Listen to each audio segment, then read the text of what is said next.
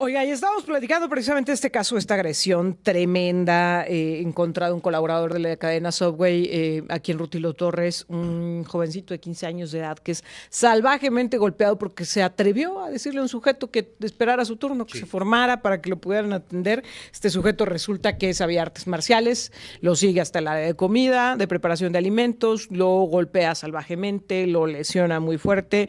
Y ahora lo que ha venido es un señalamiento público de yo sé de quién es, yo sé dónde está, y por otro lado un deslinde porque todo el mundo se lava las manos. Se había mencionado que era asesor de las fuerzas municipales, el ayuntamiento se ha desplegado y dice que no. Se dice que tiene una escuela de artes marciales. Ayer sacaron un comunicado diciendo no pertenece a la asociación, estaba por su cuenta, y es justo lo que hoy Luis Gerardo Eduardo también nos comenta en las redes sociales.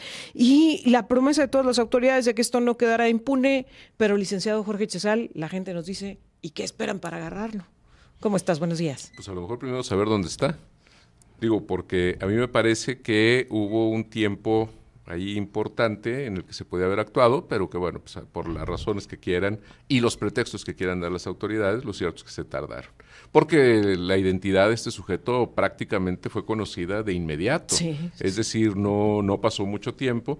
Entiendo que quieren conservar un poco las garantías de un debido proceso. No las están poniendo en más riesgo, porque entre más pasa el tiempo y más vacío hay por parte de la autoridad, más se llena con la actuación social. Y entonces vemos cómo sus datos personales fueron difundidos en redes sociales, cómo pues cada vez se aportan más datos por parte de la ciudadanía. Esta omisión institucional no está, al contrario, poniendo en mayor peligro que se cuide todo el proceso. Sí existen riesgos al debido proceso, pero tengo que ser muy claro.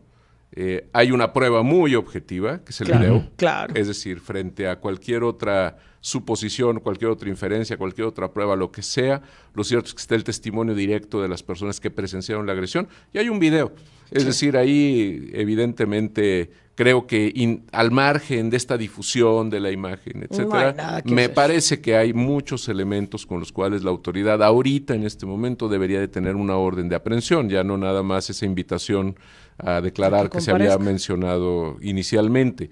Entiendo la cautela del fiscal, conozco a José Luis Ruiz Contreras, sé que sabe hacer su trabajo y yo justamente por eso tengo la confianza de que nos va a dar una buena sorpresa, una buena noticia. ¿Cuáles son los elementos particularmente que podría empezar en este caso? ¿De qué se le puede acusar a este sujeto que salvajemente golpea a este menor de edad? Considerando esos factores, que es menor de edad, el uso de la fuerza, etcétera, ¿realmente de qué se le puede acusar y qué consecuencias puede enfrentar? Mira, voy a comentar un concepto legal que es el concepto de dolo eventual. El dolo se presenta cuando tú tienes intención de ocasionar un resultado con la comisión de un delito. Si yo aviento una piedra a un vidrio de un vehículo con la intención de romperlo para robar, bueno, pues estoy haciendo acciones tendientes a lograr ese fin. El dolo eventual se presenta cuando yo no tengo la intención del resultado, pero me lo presento como posible y acepto que este pueda darse. Y un ejemplo de libro, de lo que te ponen en la escuela de leyes, es el caso de los terroristas, cuando ponen un coche bomba en una calle a las 4 de la mañana, donde lo que quieren causar es alarma social, alterar el orden público, no tienen intención de matar a nadie, pero eventualmente se presentan la posibilidad de que alguien podría ir pasando, perder la vida y entonces lo aceptan como un resultado, como un daño colateral. Bueno, con este concepto y exclusivamente a partir de la revisión del video, a mí me resultaría muy difícil que no lo acusaran por lo menos de tentativa de homicidio. Porque el hecho de que a un menor de edad se le golpee en la forma como se le golpea, teniendo la preparación para hacerlo, me parece que por la mente del sujeto activo podría haber pasado la posibilidad de que sus golpes le pudieran causar la muerte al menor y aceptó el resultado como posible. A mí me parece que por lo menos habría una posibilidad de tentativa de homicidio. ¿Cuál es la diferencia si se van por tentativa de homicidio o si se van por lesiones? No, por lesiones es una penalidad más baja. ¿De cuánto estamos hablando? Es que en este caso no te podría decir muy sancionatoria. Sí, lo que pasa es que no te podría decir muy precisamente porque evidentemente las lesiones se clasifican en función de las secuelas que puedan dejar, de si tardan más de 15 días o menos de 15 días en sanar, etcétera. La tentativa de homicidio llevaría una pena posiblemente de 9-10 años. Pero sí hace una diferencia abismal, que ese es el aspecto que quería destacar. Sí. Depende de que se le acuse, la consecuencia que podría estar enfrentando, y yo creo que hoy todos esperaríamos que fuera la más grande. Porque el mensaje, no solo en este caso, licenciado, sino el mensaje que se manda, que es lo que decía Humberto Payet hace rato, es muy fuerte. Si no se le castiga de manera enérgica a este sujeto, lo que vamos a estar diciendo es que cualquiera puede actuar como un energúmeno en el momento que se le venga en gana y no va a pasar nada. A ver, nosotros hemos comentado en este espacio, en varias ocasiones, de cómo el declive de las autoridades implica el ascenso de la justicia informal. Sí. Y en este caso podemos tener enfrente varias situaciones. La primera, efectivamente, si queremos un clarísimo ejemplo de impunidad, sería este caso si no le pasa nada. Es decir, el hecho de que pueda verse filmado a alguien golpeando a un menor en la forma como lo hace y no tenga una consecuencia grave, ahí está mandando un mensaje de que hay impunidad. Esa es una primera cuestión. La segunda, que la autoridad también al tardarse en detenerlo, al tardarse en localizarlo, puede motivar que incluso a lo mejor ni siquiera lo pueda detener y lo pueda procesar, porque a lo mejor alguien hace justicia a este menor por su propia cuenta. Y el otro punto que yo quería destacarle era el que se hablaba ayer con el fiscal, que le decían, oiga, pero ¿dónde está? Y decía el fiscal, estamos en la orden de comparecencia, estamos fabricando la orden de comparecencia. Y le preguntaban en medios nacionales al fiscal, ¿y si ya se fue a Estados Unidos? Si ya no está aquí, ¿qué va a pasar ahí, licenciado? Porque decían, él se puede ir a pesar de haber hecho esto, porque no había una orden de aprehensión en ese momento. Y de pronto parece que la fiscalía está un poco confiada porque piensan, pues no tienen los recursos, no se va a ir, ¿no? Pero ¿y si sí?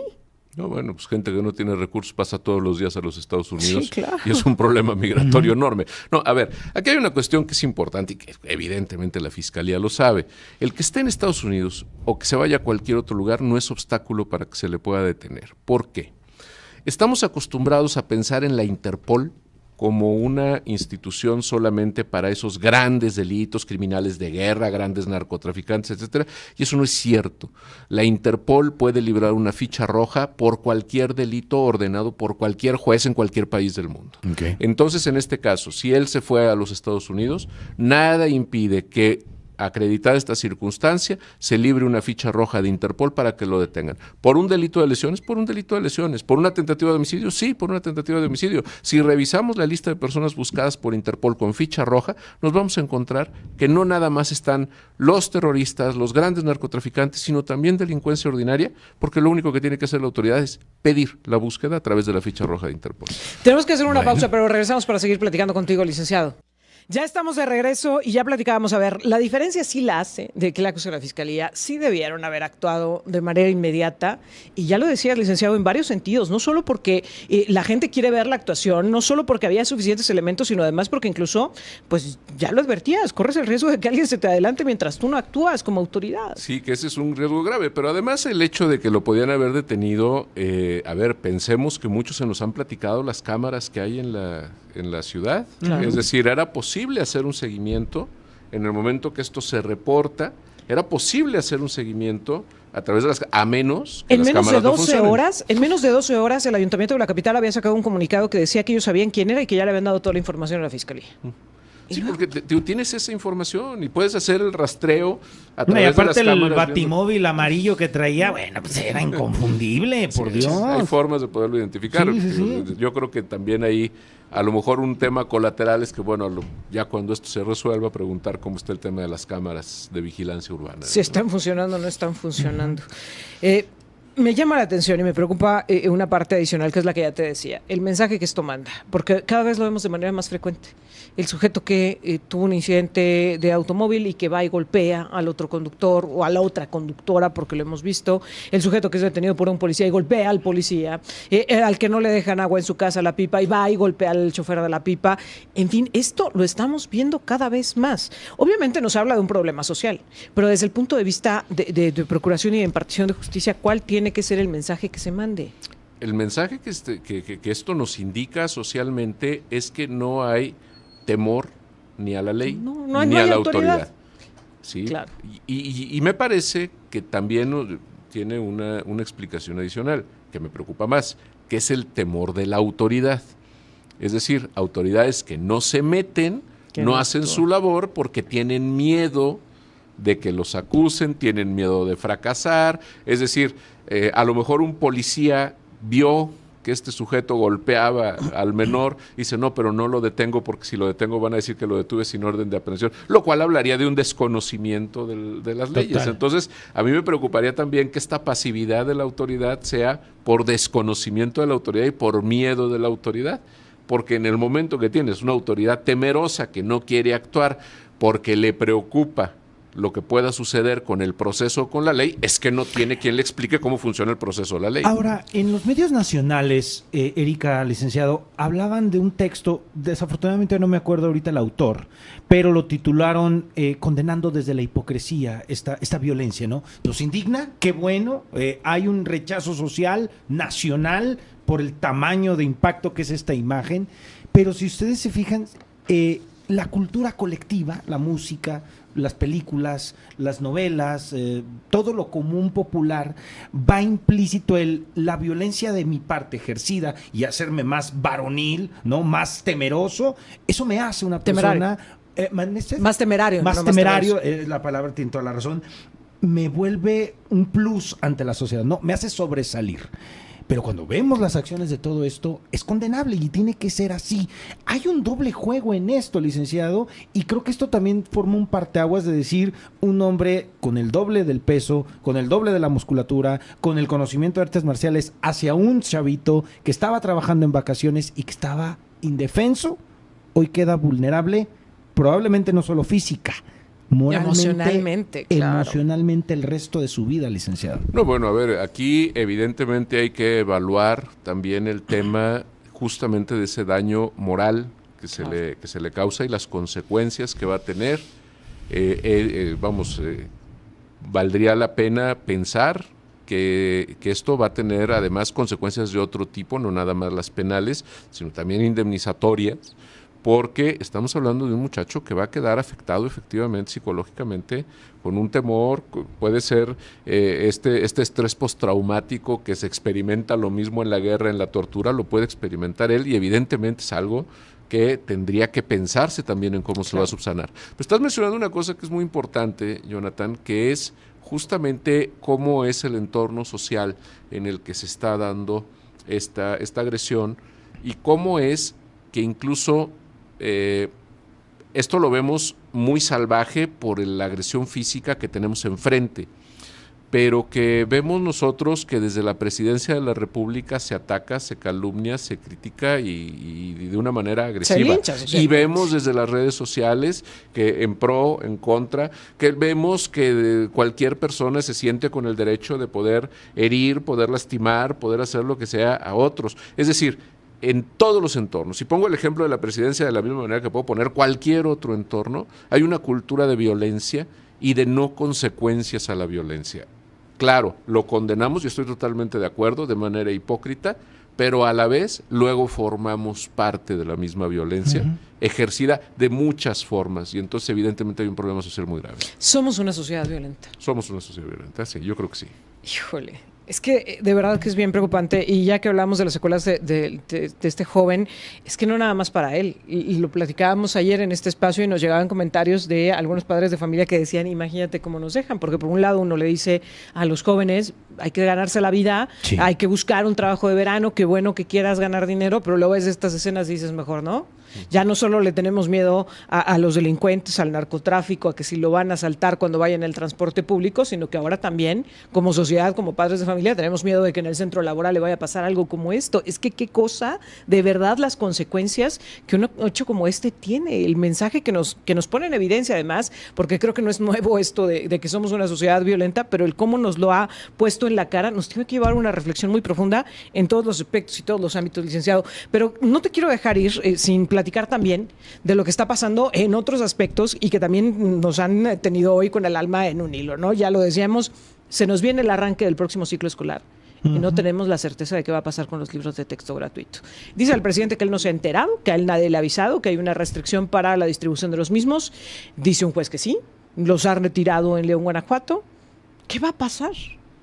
Mira, por ahí anda un sujeto de apellido Arriaga, Max Arriaga, que es justamente el gran promotor de esto, y que él ya dice que si le dan 9 años de cárcel, que él se juega la vida entera, etcétera. De las tonterías que sabe decir este señor. A ver, lo que sucede es lo siguiente. Evidentemente están queriendo utilizar los libros de texto gratuito como una forma de evangelización respecto de lo que son la ideología que está gobernando actualmente el país. Lo que quieren es cambiar un poquito ciertos acontecimientos históricos. No me voy a referir a todo lo que han dicho, que si los planetas están mal acomodados. Me voy a referir a un solo caso. Y me voy a referir al caso del Colegio Rebsamen, por ejemplo, donde se habla en el libro hablando de civismo, en donde señalan que Claudia Sheinbaum le pide una disculpa a los padres, pero ponen el caso del Colegio Rebsamen como un ejemplo de la corrupción que había en los regímenes anteriores. Y no dicen que quien dio las autorizaciones fue el gobierno de Claudia Sheinbaum, porque era la jefa delegacional que firmaba esas autorizaciones. Es decir, hay un sesgo respecto de la forma de presentar la información para querer dar un discurso oficial, para querer generar una ideología oficial. Hasta ahí me parece que todos los gobiernos lo pueden intentar. Cuando yo estudié, pues teníamos casi con olor a incienso al cura Hidalgo y a Benito Juárez, etcétera, y teníamos en los infiernos a Porfirio Díaz y a Agustín de Iturbide. Pero me parece que la parte medular de esto, y que es hacia donde debe de ir la atención y donde va justamente, yo creo que intervenir la autoridad judicial, es que está generando una brecha social impresionante. ¿Por qué? Porque los que se eduquen con esos libros no van a ser competencia en el mercado laboral. Están condenando a estas generaciones a ser siempre de los niveles y de los estratos más bajos en el ámbito laboral, simple y sencillamente porque las escuelas privadas o bien las escuelas que se decidan a hacer las cosas bien, aunque sean públicas, van a generar mejores perfiles para poder ocupar el mercado laboral. Yo no entiendo cuál es la necedad de la Presidencia de la República de degradar al pueblo de esa manera. ¿Tendrían que ser retirados? Pero forzosamente tendrían que ser retirados, forzosamente. Que además, fíjate que escuchaba a algunos de los expertos en el tema educativo decir en estos días, porque el gobierno dice cómo vamos a dejar a los niños sin libros de texto gratuito, y decían, podemos hacer la edición anterior, no pasa nada, porque no estamos en ceros, tenemos antecedentes, podemos tomar la edición anterior y estamos ahorita a tiempo de sacarlos para el regreso a clases, pero si nos seguimos en esta terquedad, en esta necedad, no va a haber libro de texto. Una cosa rapidísima, costó mucho trabajo garantizar la laicidad en las escuelas, muchísimo, usted lo sabe, todos lo sabemos, los años, hasta casi un siglo que costó garantizar la laicidad en las escuelas. ¿Por qué demeritar que también la ideologización, el dogma en las aulas, que regresara, no les preocupa, licenciado, a las nuevas generaciones? Lo que pasa es que no les preocupan las nuevas generaciones. Eso. O sea, yo creo que es así de simple. No les preocupan las nuevas generaciones. Mira, vale la pena recordar que hay un momento que en una conferencia mañanera el señor López dijo que los pobres eran la base de su movimiento y que los pobres eran utilizados para sostener su movimiento. Me parece que también los pobres de cultura, los pobres de intelecto le interesan para poderlos controlar más y poder lograr mejor el asentarse en un gobierno que realmente no está mostrando interés por el pueblo de México. A mí me parece muy preocupante porque sería, por lo menos así de manera muy notoria, el segundo ataque al pueblo de México. El primero fue el manejo de la pandemia que hizo López-Gatell, y ahora esto de los libros de texto gratuito pareciera que es a ver de qué manera socavamos, rebajamos lo más posible a la población de México, ya sea porque o se mueren o los hacemos ignorantes, para poder controlarlos mejor. A mí me parece que esa parte es preocupante. Y el tema de la laicidad, yo te voy a decir que se estaría sustituyendo por una especie de religión de Estado, y eso también es mal, ¿no? Licenciado Jorge Etzezal, como siempre, muchas gracias. Un gusto tenerte con nosotros.